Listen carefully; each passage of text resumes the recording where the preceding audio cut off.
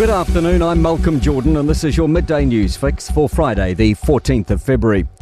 Director General of Health Dr Diana Sarfati is resigning. It's one of the most senior roles at the Ministry of Health. She'll finish in exactly 1 week, saying having made the decision, she wants to leave promptly. Political reporter Azaria Howell has the story. Sarfati says it's now time to allow someone new to take up the mantle of one of the most challenging and rewarding roles in health.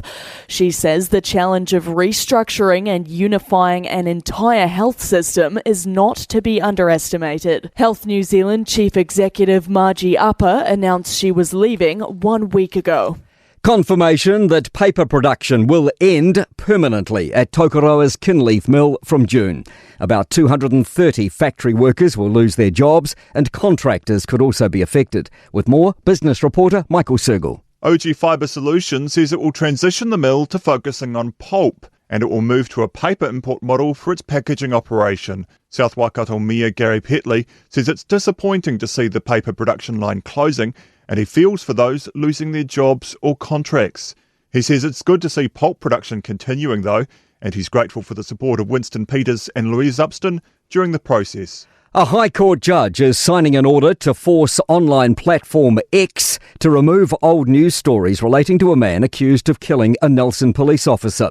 He's been charged with murdering Senior Sergeant Lynn Fleming in Nelson on New Year's Day, as well as attempted murder and assault using a vehicle. He hasn't yet entered a plea.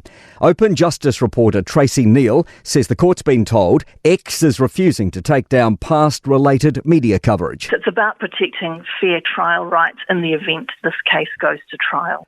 Major traffic disruption in Auckland this morning with a motorcyclist dying after a collision with a truck on the southern motorway, which closed the southbound lanes at Green Lane for several hours.